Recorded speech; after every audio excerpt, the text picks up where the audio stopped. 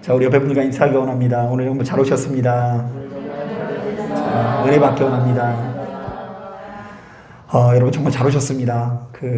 하나님께서 여러분들의 발걸음과 정성과 수고를 기억해 주셔서 10년 가운데 이 세상이 줄 수 없는 평안과 기쁨을 가득하게 채워주시게 되시기를 주님의 이름으로 축복합니다. 자, 우리가 성경을 읽다 보면 이스라엘 백성들이 애굽에 살다가 가나안 땅으로 들어가게 된다는 것은 굉장히 중요한 영적 의미가 있습니다. 자, 이것은 단순히 그들의 주거지가 바뀌었다라는 이야기가 아니라 그들이 가지고 있는 신분이 변화되었다라는 걸 의미하는데요. 자, 애굽에서 노예였던 이스라엘이 약속의 땅에 들어감에 따라 그들이 이제 비로소 자유인으로 거듭나게 되었다라는 의미가 담겨져 있어요. 우리 한번 따라해 볼까요? 노예에서 자유인으로 변화되다. 자, 그렇다고 한다면 우리들은 이런 종류의 질문을 해볼 수 있을 것 같습니다. 자, 도대체 약속의 땅에서의 삶은 뭐가 그렇게 다르길래 하나님께서는 이스라엘 백성들을 인도해서 굳이 출애굽이라는 것을 시키는 것일까? 자, 하나님께서 보셨을 때 노예의 삶과 자유인의 삶은 도대체 뭐가 그렇게 다르다라는 것일까? 자, 대개 이런 질문을 하면 많은 분들이 노예는 배불리 먹지 못하고 자유인은 배불리 먹게 될 것을 떠올리게 됩니다. 자, 사실 이스라엘 백성들이 이 애굽에서 얼마나 고생을 했습니까? 자, 바로 왕의 끝없는 핍박과 착취 속에서 얼마나 고생을 했는지 모릅니다. 자, 그렇다 보니 이런 이스라엘 민족들이 출애굽을 해서 약속의 땅에 들어간다고 한다면 우리는 제일 먼저 그들이 뭔가 부유해질 것을 기대할 수 있어요. 자, 일단 풍성한 토지라든지 수확물이라든지 어떤 안정적인 삶의 모습을 벌써 이스라엘 백성들도 상상을 했을 것 같습니다. 자, 사실 애굽은 이 특이한 지형이어서요. 나일강이 항시 그 주변 땅으로 범람하게 돼 있거든요. 자, 그런데 우리들이 생각했을 때 홍수가 나면 되게 안 좋을 것 같죠.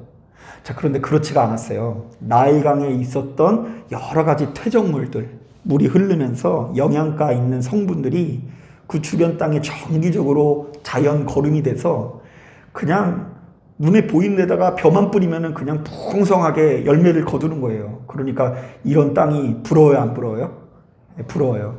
자, 그런데 애굽의 태양신 라의 후손이라고 알려져 있는 이 바로 왕의 백성들이 이렇게 잘 사는데 하나님께서 주신 땅은 얼마나 풍성할까?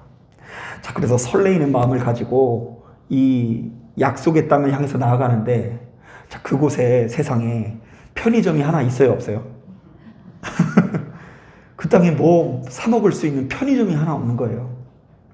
자, 오히려 애굽에서보다 훨씬 더 부족하고 불편한 것들이 있었는데요. 그래도 애굽에서는 마실 물은 풍부했거든요. 막 가가지고 그 강물을 좀 걸러다가 한 3일 정도 있다가 묵혀서 먹으면 그래도 물을 풍성하게 먹을 수 있었는데 이 광야에서 마실 물도 없고요. 때때로 양식이 부족하고 들짐승이라든지 너무나 많은 위험 요소가 있어서 척박한 환경 가운데 생존의 위기를 수시로 경험해야 되는 것입니다. 자, 그렇다 보니 그들이 입술을 열면 하나님께 원망하고 불평하는 말이 나왔을까요? 안 나왔을까요?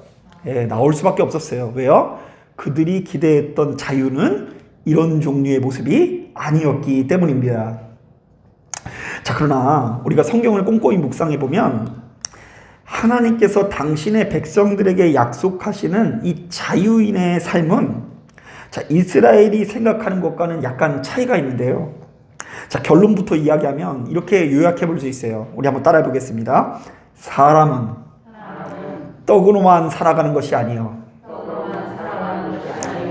여호와의 입에서 나오는 말씀으로 사는 존재이다. 떡으로 사는 게 아니라 뭘로 산다고요? 말씀으로 사는 존재래요. 여러분, 대다수의 세상 사람들은요, 말씀이 아니라 무엇으로 살아가죠? 떡으로 살아갑니다. 자, 그래서 그들은 이 세상에서 잘 먹고 잘 사는 것을 가장 큰 가치로 여깁니다. 제가 언젠가 믿음이 참 좋은 권사님 한 분이요, 이제 부모님이 돌아가시자마자 그 묘자리를 굉장히 신경 쓰시는 것을 본 적이 있어요. 그 어머님을 잘 모시고 싶어서 묘자리를 굉장히 신경 쓰는 줄 알았는데, 대화를 하다가 문득 알게 되었는데요, 묘자리를 잘 쓰는 이유가 누구를 위해서인지 아세요? 엄마 아빠 때문이 아니에요. 좌청룡, 우백호. 그래서 뭐 좌가 나쁘면 뭐가 안 좋다 그러고, 뭐 우가 뭐가 안 좋다 그러고, 그래서 뭐 안 좋은 거를 고려해가지고 비석을 잘 세워야 된다면서요. 소나무도요, 아무데나 심으면 안 된대요. 음양의 이치를 고려해가지고 잘 심어놔야지 물기를 막고 우리가 복을 받을 수 있는 길을 제공한다고 합니다. 자, 이렇듯요, 우리들이 생각하는 것 이상으로 굉장히 떡에 매여 있는 존재거든요. 물론 뭐 돈이 없이, 먹을 거 하나도 없이 평안과 기쁨을 유지할 수는 없으나, 우리는 어찌 보면 이 삶의 이 시스템 자체가 더 많은 떡을 취해서 더 많이 먹고 더 많이 쟁여놓는 것을 가장 큰 미덕으로 여기고 있는 줄도 모른다라는 생각이 듭니다.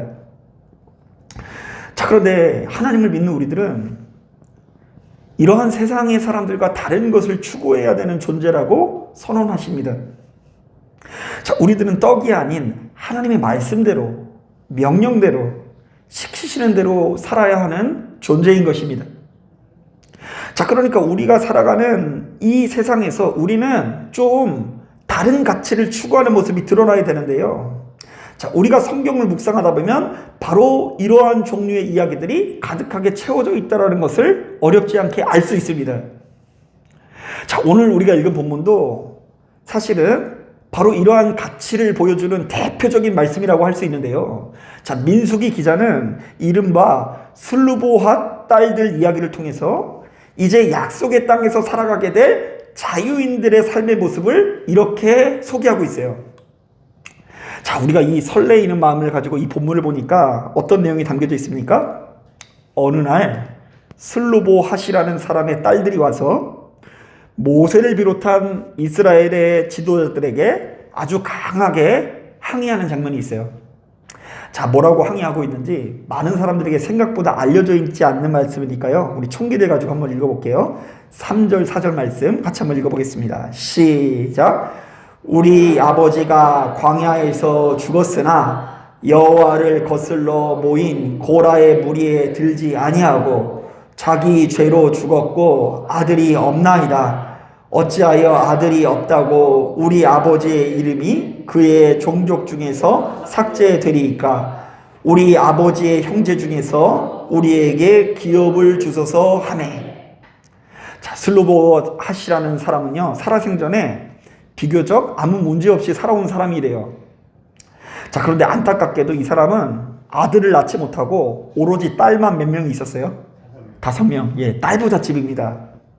자, 그런데 이 5명의 딸들이 모세에게 찾아와서 뭘 요구하냐면요, 딸만 낳았다고 해서 하나님께서 우리 아버지에게 주신 땅을 갖지 못하고 다른 사람들에게 주는 것이 너무나 억울하다라는 것입니다.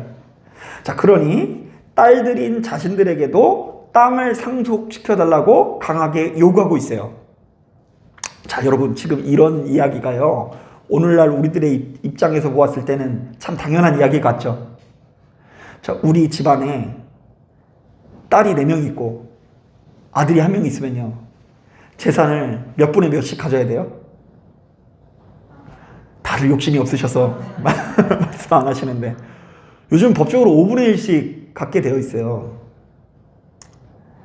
자, 그런데 고대 근동사회에서는 바로 이러한 요구는 도무지 있을 수 없는 상식 밖의 일이라고 할 수 있는데요.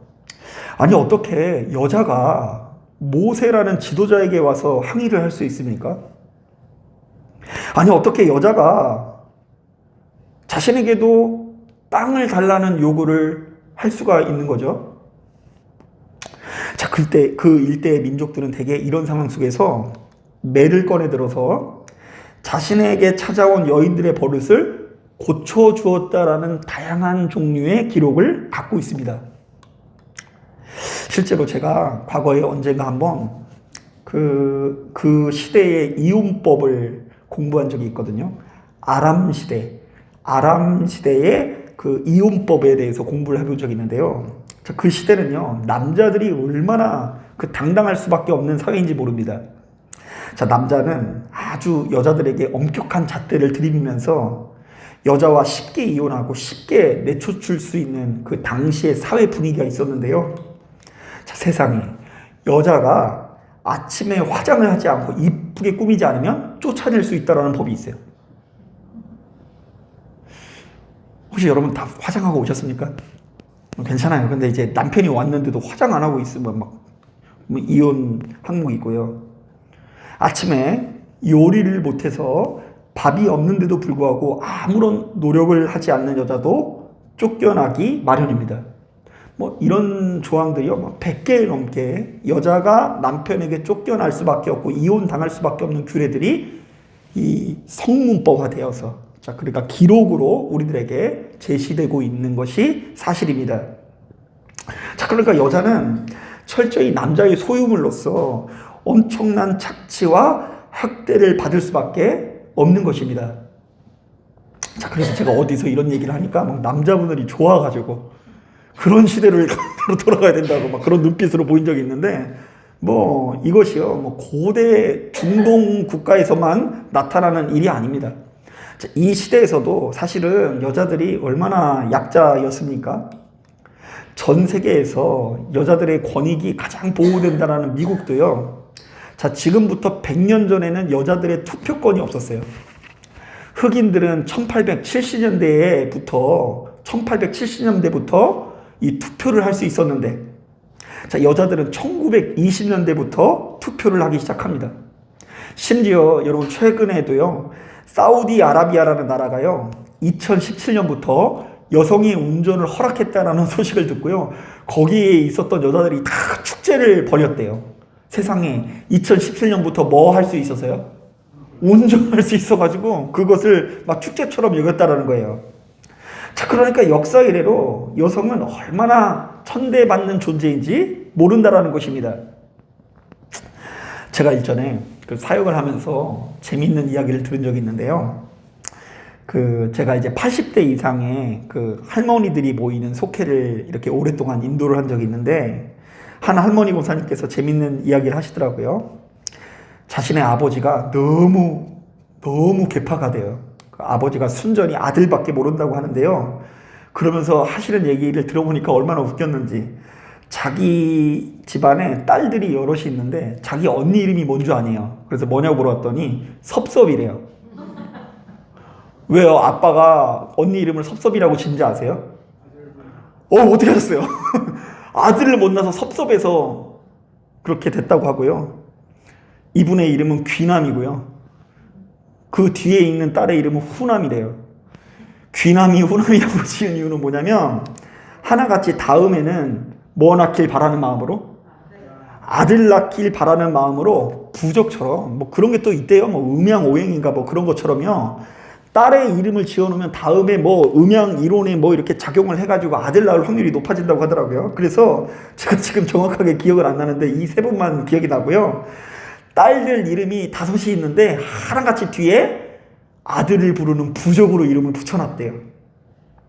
자, 우리가 볼 땐 참 너무한데, 그 할머니 권사님 때에는 바로 이런 문화들이 너무나 당연했다고 하더라고요.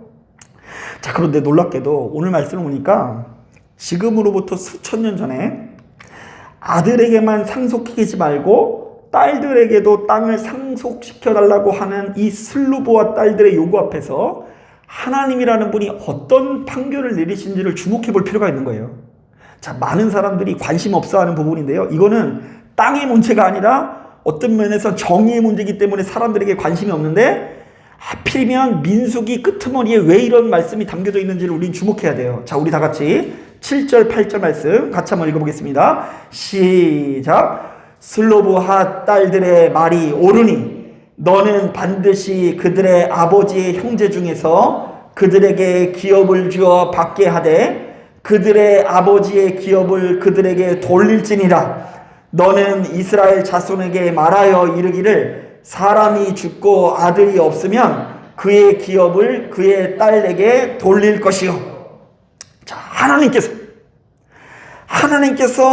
슬로브핫의 딸들의 요구가 정당하다고 최후 판결을 내리고 계십니다. 자, 그리고 어떤 집안이든 아들이 없으면 아들 대신 딸들에게 상속되는 법을 수천 년 전에 제시하고 계시는 거예요.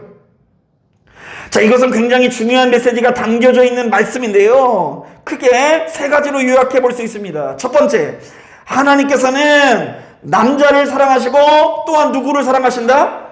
여자를 동일하게 사랑하신다. 그러므로 하나님께서는 남자와 여자를 차별하지 않으신다. 그러므로 진정한 언약의 백성들은 약속의 땅에 들어가서 반드시 지켜야 되는 삶의 공식이 있는데 너희들의 사회의 약자들을 탄압하지 말고 보호할 수 있어야 된다라고 권면하고 계십니다. 자, 바로 이 같은 메시지는 오늘 우리가 읽은 이 민수기 후반부에서 굉장히 중요한 위치를 차지하는데요. 민수기 27장에 나온 바로 이 딸들의 상속법에 관한 규례가 민수기 36장에서도 거듭해서 언급되는 것을 볼 수 있습니다. 자, 저는 민수기의 끄트머리에 하필이면 바로 이 슬로브핫의 딸들의 이야기가 반복적으로 나오는 것은 그들이 차지하게 될 약속의 땅의 속성을 규정할 뿐더러 노예가 아닌 자유인들의 가치를 설명하고 있다라고 확신하고 있어요. 하나님의 백성들은 세상 사람들과 달리 더욱 공평하고 정의로운 삶을 추구할 수 있어야 한다는 것입니다. 자, 그러니까 세상 사람들은 그저 떡으로만 살아가는 존재입니다. 자, 그래서 바로 이것을 위해서는 수단, 방법을 가리지 않는 것입니다.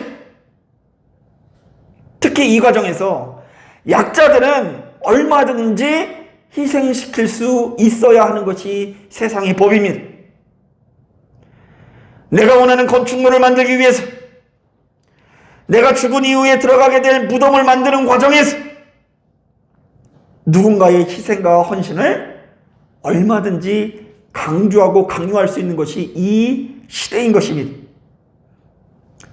심지어 당시 사회는요, 내가 복을 받기 위해서, 화를 피하기 위해서 자신의 자녀들의 생명까지도 자신이 믿고 있는 신에게 바치는 것이 일수였습니다. 자, 그러나 하나님을 믿는 우리들은 바로 그러한 삶의 방식을 거절하라는 것입니다. 그것은 거룩이 아니라 혐오스러운 일이라고 이야기합니다. 우리는 매사에 우리가 섬기고 있는 신의 마음을 얻기 위해서 약자의 생명을 바치는 방식이 아니라 우리는 매사에 온 만물을 향한 하나님 아버지의 마음을 헤아려야 한다라고 권면하는 것입니다. 하나님께서 이 땅에 있는 모든 백성들을, 심지어 내가 마음에 안 들고 별 볼 일 없어 보이는 그 누군가마저도 아끼고 사랑하신다라는 것을 마음으로 염두해야 된다라고 권면하시는 것입니다. 실제로 우리 주님께서도 이와 비슷한 말씀을 하십니다. 내가 진실로 너희에게 이르노니 지극히 작은 자 하나에게 하지 아니한 것이 곧 내게 하지 아니한 것이니라 하시리니. 지극히 작은 자를 하찮게 여긴 사람은 영벌해. 지극히 작은 자를 대우한 사람은 영생에 들어가게 하시리라. 그래서일까요? 누가복음 7장을 보니까 당시 시대에 무수히 많은 사람들이 예수님을 가리켜 세리와 죄인들의 친구라고 말하는데요. 자, 이것은 평상시에 예수께서 세리를 비롯해서 당시 시대 사람들 가운데 못난이들과 더욱 어울리는 존재였다라는 것이 드러나는 거예요. 우리 한번 따라해 볼까요? 예수께서는 못난이들과 어울리셨다. 자, 사랑하는 여러분, 그렇다고 한다면 오늘날 이 시대를 살아가는 우리들에게도 바로 이러한 모습이 나타나야 하는데요. 자, 우리는 본성적으로 잘 나가는 사람, 내 맘에 드는 사람, 힘 있는 사람을 크게 여기고 그 힘에 의탁하고 덕을 보고 기대고 싶어하기 마련 아닙니까? 이왕이면 내 친구가 조금 잘 나가는 친구이면은 내가 그 옆에 있을 때 나도 역시 돋보일 거라는 어떤 계산이 들어가기 십상입니다. 자, 그런데 우리는 이런 본성을 거슬러 매사에 우리 모두를 향한 하나님 아버지의 사랑을 떠올릴 수 있어야 합니다. 특히 내 눈에 거슬러 보이는 사람, 내 눈에 못마땅해 보이는 사람, 내 눈에 형편없는 누군가를 향한 시각이 바뀔 수 있어야 한다는 것입니다. 자, 그렇기 때문에 여러분, 이런 점에서 예수 믿는 우리들의 영성은 어떤 때 드러나는 줄 아세요? 자, 첫 번째로는 나보다 잘 나가는 사람들 앞에서 내가 어떻게 대우하는지를 보면 우리의 영의 흐름을 알 수 있고요. 또 두 번째, 우리 집에서, 가정에서, 직장에서, 사회에서 가장 허물 많고 부족한 사람을 어떻게 대우하는지를 보면 우리의 영의 흐름을 알 수 있어요. 자, 이것은 저도 역시 자유롭지가 못한 말인데요. 그래서인지 저는 우리가 부르는 복음성가 중에 가장 가슴 아파서 부르기 어려운 찬양 중에 하나가 낮의 해처럼 밤의 달처럼 이라는 찬양입니다. 자, 그런데 그 가사에 보면 이런 이야기가 있죠. 나의 입술은 주님 닮은 듯하나 내 마음은 아직도 추하여 받을 사랑만 계수하고 있으니 예수여 나를 도와주소서. 제 자신을 볼 때 저는 예수를 아무리 믿어도 왜 이렇게 받는 것만 좋아하는지, 맨날 받을 사랑만 계수하다 보니까 나도 모르게 참 이기적인 삶을 살고 있다는 생각이 듭니다. 너무나 자기중심적이고 이기적이어서 내 맘에 안 들고 못마땅한 사람을 조금도 품지 못하고요. 자, 그 사람을 그리스도의 사랑으로 대우하는 것이 얼마나 힘든 일인지 모릅니다. 그래서 최근에는 막 기도하다가 막 어떤 것들이 생각이 나냐면요. 사실은 별 볼 일 없는 존재인데 내가 가지고 있는 조그만 힘으로 주변의 많은 사람들에게 더욱더 친절하게 대하지 못했던 것들이 후회가 돼요. 제가 옛날에 서울 종로에서 사역을 할 때 감사하게도 이 담임 목사님이 권한을 주셔가지고 그 교회에 사역할 전도사님을 제가 직접 뽑을 수 있는 권한을 주셨거든요. 막강하죠. 아니, 내가 전도사인데 그 교회 모든 전도사는 제가 뽑는 거예요. 자, 그러니까 누가 힘이 센 거예요? 제가 힘 세니까 같은 전도사 주제에 그냥 조금 허물 많고 부족한 사람 어찌나 갈궜는지. 한 전도사님 중에 한 분은 주일 예배 때 지각을 한 거예요. 그랬는데 사실 그럴 수 있는 거 아닙니까? 돌이켜보면 저도 그런 적이 있어요. 저도 한번 전날 레포트를 새벽 4시까지 쓰고 그렇게 한 주 동안 살다가 이제 주일 예배 눈 떠보니까 9시 예배인데 눈 떠보니까 한 9시 20분 돼가지고 빨리 오니까 목사님이 거의 축도하실 때쯤 됐더라고요.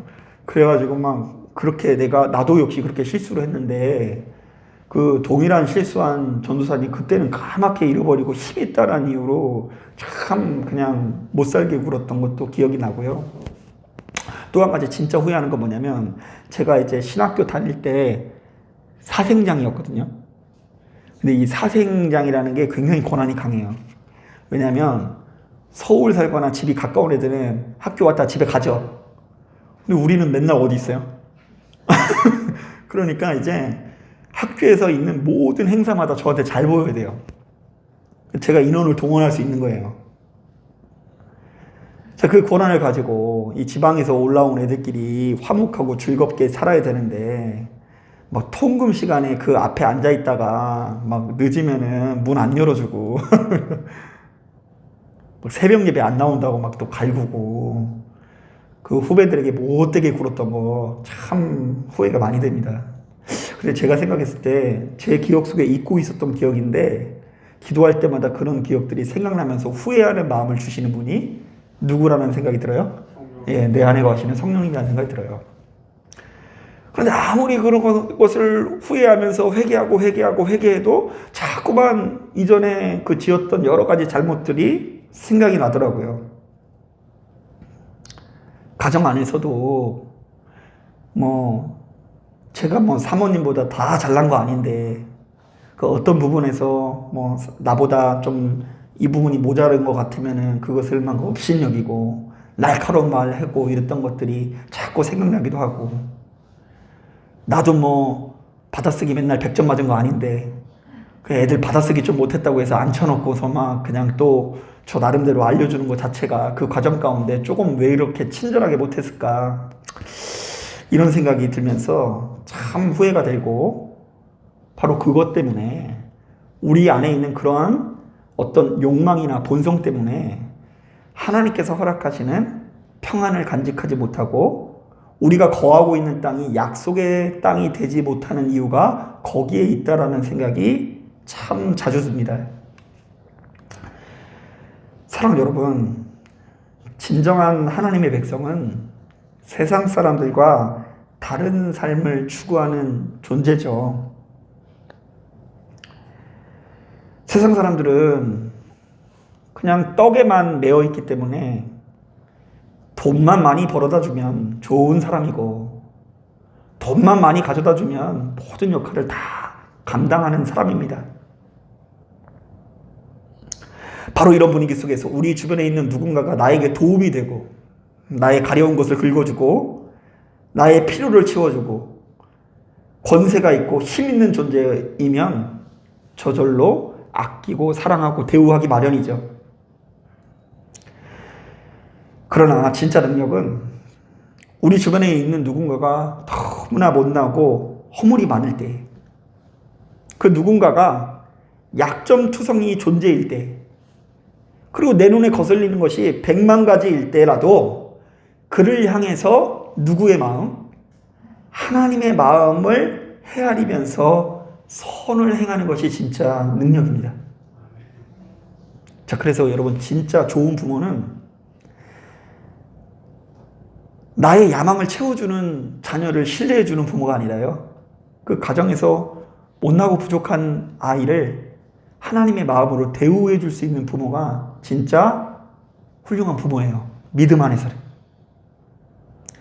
제가 TV를 보다가 깜짝 놀란 것이 있는데, 우리 사회를 보면 나면서부터 참 불편함을 가지고 나온 아이들이 많이 있거든요. 그 중에 하나가 다운 증후군, 이런 것을 보면 참 가슴 아프더라고요. 그 정상적인 지성인의 그 지능을 갖지 못해서 부모가 사사건건 일일이 다 쫓아다니면서 이렇게 이야기하는데, 마지막에 그 부모가 하는 이야기를 듣고 제가 펑펑 눈물을 흘린 적이 있어요. 그 부모가 가만히 한숨을 팍 쉬더니 소망이 뭐냐고 물어봤어요. 그랬더니 한숨을 팍 쉬더니, 소망이요? 그것이 제 뜻대로 될지는 모르겠으나 우리 아이보다 딱 며칠, 하루 더 살고 싶습니다. 이런 얘기를 하더라고요. 얼마나 불편했을까요? 살다 보면. 얼마나 이 자녀로 인해서 삶의 자유를 포기해야 됐을까요? 자, 그런데 그 마음에 선한 마음이 있어서 일평생 이 자녀의 뒤치다거리를 하다가 하루 뒤에 죽을 생각을 하는 이 부모의 모습이 너무나 감동적으로 느껴지고, 하나님께서 그 사람을 참 귀하게 여겼을 거라는 생각이 듭니다. 여러분, 다른 것이 노예가 아니라 참지 못하고 무례히 행하고 우리가 주변에 있는 이 부족한 사람을 없인 여기는 것이 노예 근성이에요.